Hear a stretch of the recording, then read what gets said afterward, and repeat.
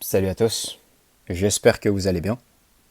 Aujourd'hui, le sujet va porter autour d'une certaine aisance qu'ont beaucoup de femmes à exiger la galanterie de la part d'un homme, alors qu'elles se prétendent elles-mêmes féministes. Et puis additionner à ça, cette espèce de féminisme aussi, qui n'intervient pas lorsque la situation porte en défaveur de l'homme.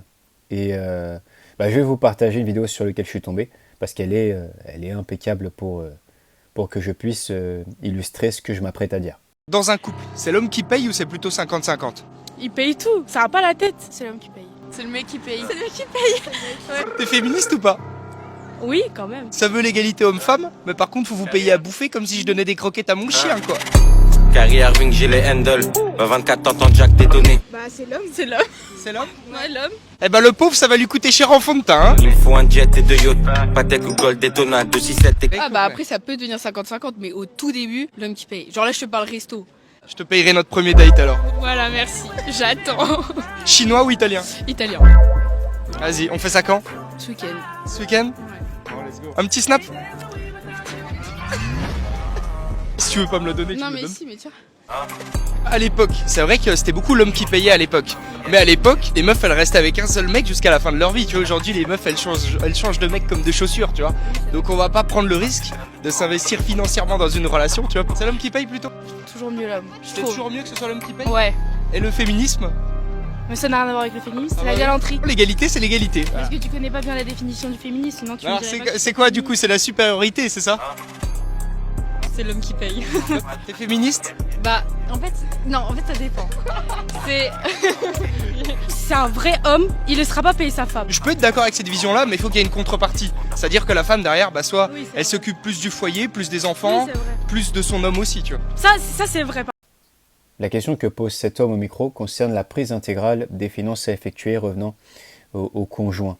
Alors que moi, je vais plutôt m'attarder sur un passage précis, sur ce passage-là en question.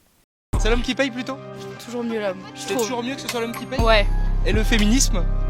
Mais ça n'a rien à voir avec le féminisme, Ah c'est bah la oui. galanterie. L'égalité, c'est l'égalité. Parce que tu connais pas bien la définition du féminisme, sinon tu me Alors dirais pas que c'est quoi du coup? C'est la supériorité, c'est ça? L'idéologie du féminisme, c'est quoi? Le féminisme, c'est simplement un mouvement idéologique, même plus que ça, un mouvement aussi politique, qui a pour objectif de parvenir à une égalité entre l'homme et la femme. Et la résultante de cette ambition politique, ça va impliquer que dans notre société, aucune distinction de traitement ne devra être fournie en fonction du sexe, que ce soit pour l'homme et pour la femme. Et cela sur le plan politique, sur le plan économique, sur le plan du domaine social, etc. Le féminisme, c'est ça. Un mouvement idéologique aspirant à une égalité absolue entre l'homme et la femme et garantissant justement à ce que ni l'homme ni la femme n'aient le moindre privilège par rapport au sexe opposé. C'est ça le féminisme en gros. Voilà la définition du féminisme. Et maintenant, passons à celle de la galanterie. La galanterie, c'est quoi? La galanterie, c'est toute une intervention de la part de l'homme à l'égard de la femme, visant à exprimer dextérité, révérence et élégance. Voilà, grossièrement, la galanterie française, c'est ça. Et donc, il y a bien une disposition genrée qui intervient dans la situation. La galanterie en devient donc contraire au féminisme, puisque fondamentalement, ça découle sur une situation où un individu, en fonction de son genre, va avoir obligation d'adopter une certaine posture plus investissante que l'est attendu, on va dire, de la collaboration du sexe opposé. Voilà, qui, selon la coutume, veut que ce soit l'homme qui fasse acte de donation et la femme qui reçoit. Et ce qui est indéniablement déséquilibré, ce qui est indéniablement inégalitaire. La galanterie avait anciennement du sens parce que justement les femmes elles ne pouvaient pas travailler ou difficilement travailler et aussi parce que les femmes représentaient, incarnaient le symbole de vertu, incarnaient la grâce aussi. Et sans mépris ou quoi que ce soit, mais les femmes d'aujourd'hui sont clairement l'opposé de ce qu'étaient les femmes traditionnelles et donc je ne vois pas pourquoi la galanterie devrait être accordée. La galanterie est réservée pour les femmes traditionnelles, à la rigueur. Mais pas pour les femmes modernes, tout ça, là, non. C'est fini, ça. Mais donc, oui, la galanterie est inégalitaire, n'est pas, on va dire, conforme au féminisme. Voilà. Tu connais pas bien la définition du féminisme, non? Et c'est donc bien cette fille qui ne connaît rien au féminisme. Elle dit à ce personnage au micro, à cette personne qui a le micro, que c'est lui qui connaît rien au féminisme, alors que c'est elle en réalité. Et le pire, c'est qu'elle a l'air d'être vraiment... elle a l'air sûre d'elle.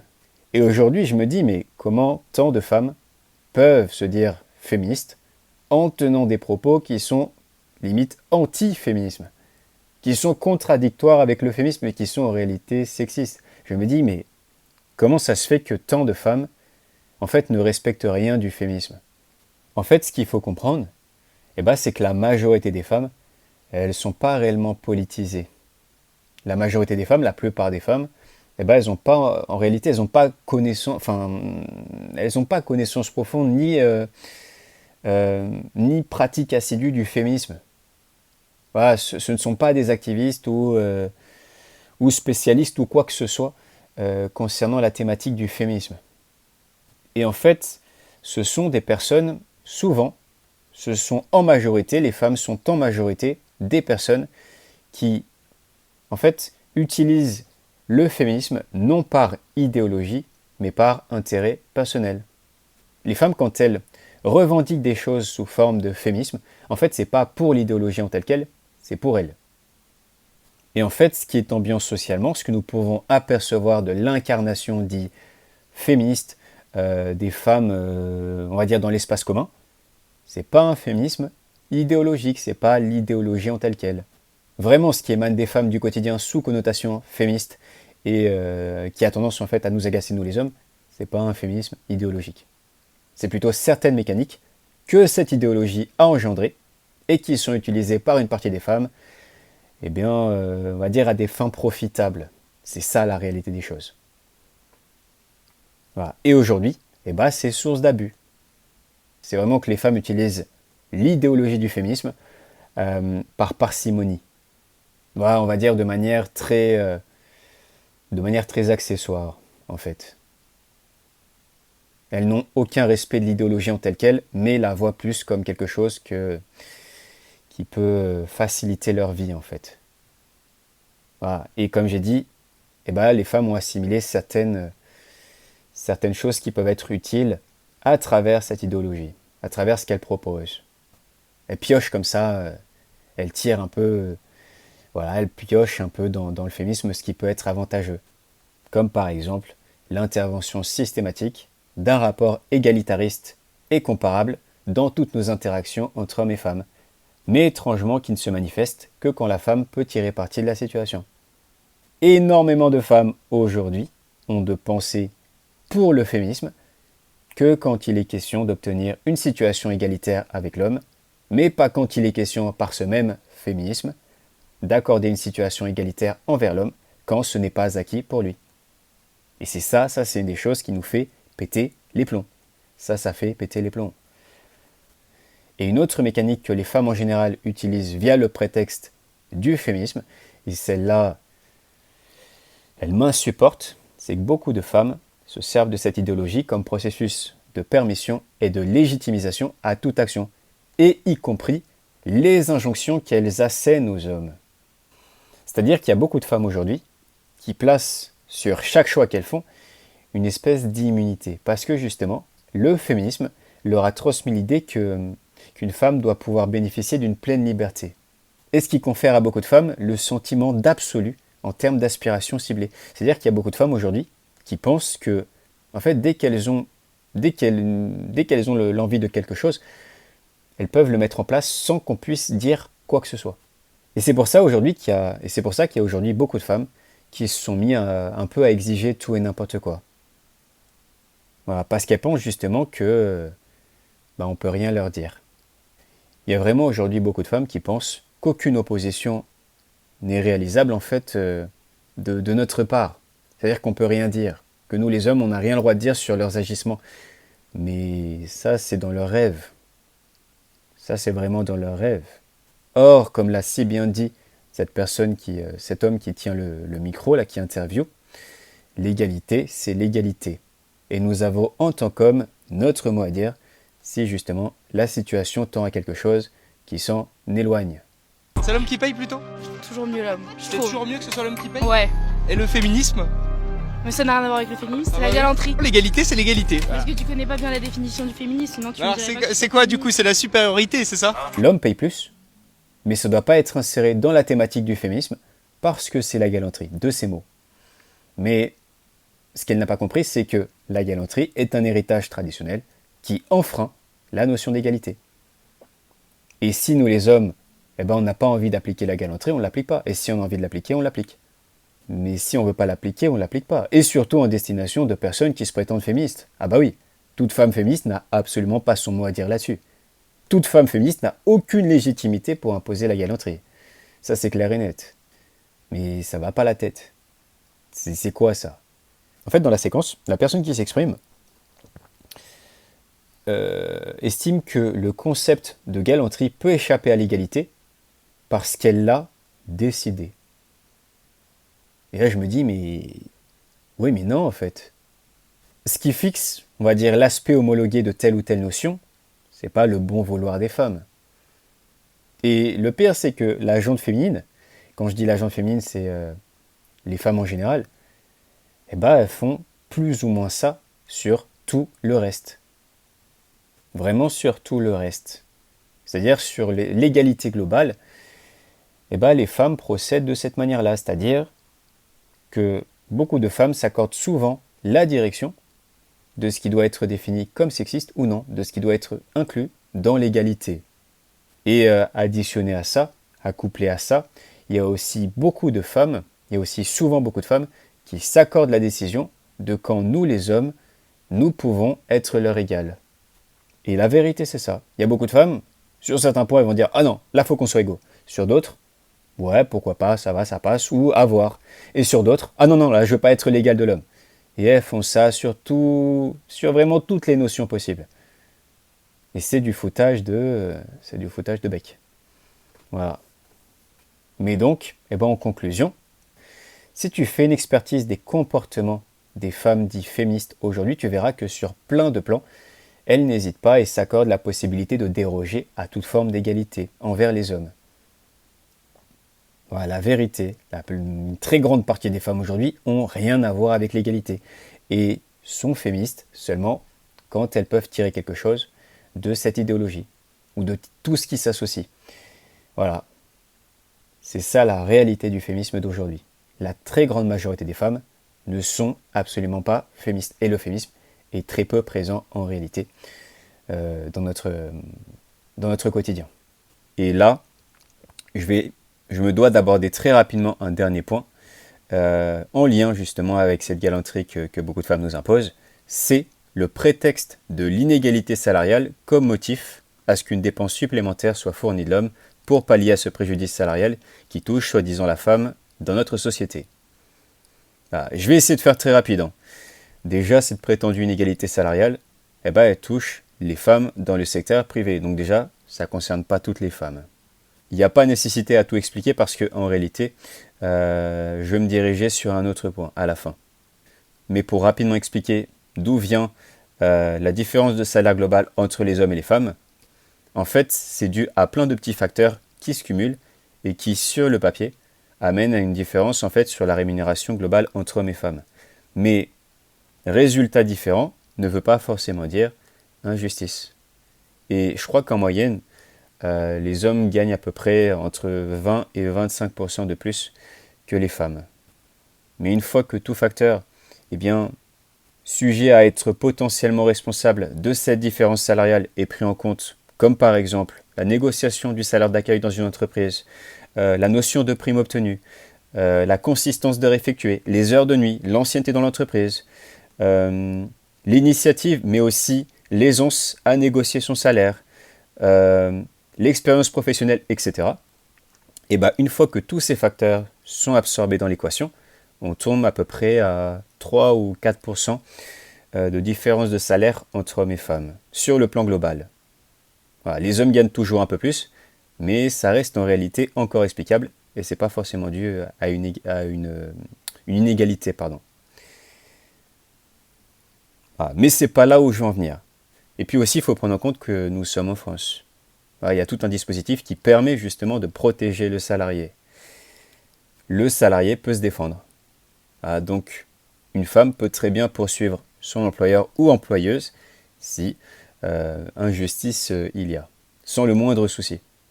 Donc, s'il y avait vraiment un complot des patrons, mais aussi des patronnes contre les individus de sexe féminin pour empêcher toute rémunération à hauteur des hommes, je pense que nous serions plus ou moins tous au courant. Je pense qu'on en aurait eu de grands échos.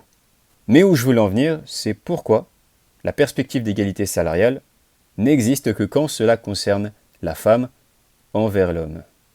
Moi, par exemple, je suis noir, je suis d'origine africaine. Voilà, si tu écoutes ma voix, tu vas pas forcément t'en rendre compte, mais je suis bien noir. Voilà, à titre informatif, je suis bien d'Afrique noire. Voilà. Et par exemple, pourquoi nous on pourrait pas faire la même chose?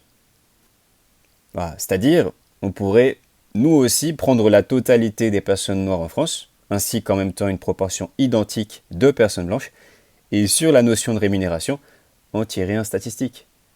Et puis déduire que cette différence apparente en faveur des personnes blanches ne découle que du racisme. Mais pourquoi on ne le fait pas? Pourquoi on ne le fait pas, nous? Pourquoi on ne pourrait pas le faire? Pourquoi ce n'est pas fait? Parce que c'est nul. Parce que ça n'a aucun sens. Je trouve ça nul, non? Je sais pas ce que vous en pensez, mais je trouve ça nul. C'est débile. Et en fait, ce type de procédé, ça peut s'appliquer sur tellement de notions. Je parle d'établir des statistiques un peu magouilleurs sur tel ou tel caractère, sur telle ou telle notion, sur tel ou tel élément, etc. On peut faire ça sur à peu près tout, en fait. Pour les personnes en surpoids, par exemple, factuellement, il est plus difficile de trouver un travail. Et pourquoi on ne se met pas en quête d'une égalité salariale entre les personnes en surpoids et les personnes fines ou avec un corps très musclé, par exemple? Pourquoi? C'est pareil pour les personnes petites de taille. Les personnes petites de taille, les personnes grandes de taille ont généralement plus facilement accès au poste ou même sont plus facilement recrutées. Donc, pourquoi on ne ferait pas une égalité entre les personnes petites de taille et les personnes grandes de taille? Pareil pour les jambeaux. Les jambeaux seront plus facilement recrutés, auront plus facilement accès à des hauts postes, etc. Donc, pourquoi on ne fait pas la même chose entre les gens moins beaux et les jambos? Pourquoi on ne cherche pas à mettre une égalité salariale sur tous ces caractères-là, etc. Là, je pars loin, mais c'est la réalité des choses. On pourrait établir une égalité salariale sur à peu près tout et n'importe quoi et dire que tout le monde est opprimé partout, etc. Donc pourquoi ça ne se fait? Pourquoi ce traitement n'est réservé seulement qu'à la femme? Pourquoi l'inégalité salariale ne toucherait spécifiquement que la femme et seulement la femme? Et pas plein de choses, plein de différents individus sans la notion de genre. Pourquoi? Voilà, donc l'inégalité salariale ne tient pas. Il y a un truc bizarre là-dedans. Qu'une personne touche moins d'argent par rapport à une autre parce qu'elle est de telle ou telle catégorie de personnes, et cela de manière avérée, alors qu'en plus elle produit la même chose et coche toutes les conditions requises, oui, là évidemment que c'est grave. Mais que les différents groupes humains n'aient pas une rémunération identique, non, ça c'est normal. Les gens doivent être payés pour ce qu'ils font et non pour ce qu'ils sont. Voilà, c'était tout simplement pour dire que n'écoutez pas toutes ces femmes qui disent qu'elles sont oppressées par l'inégalité salariale, etc. et qui imposent une certaine redevance. Ne les écoutez pas, c'est faux la plupart du temps. L'inégalité salariale aujourd'hui est clairement un concept qui est vraiment quasiment obsolète. Voilà. Et ça ne justifie pas que l'homme fasse une dépense supplémentaire. Voilà. Comme j'ai pu j'ai pu apercevoir ce genre d'argument tout nul là, tellement de fois, je me dis, mais il y a des gens qui tombent là-dedans, il y a des hommes qui tombent là-dedans. Donc voilà, je tenais à mettre un petit mot sur cette notion-là, l'inégalité salariale.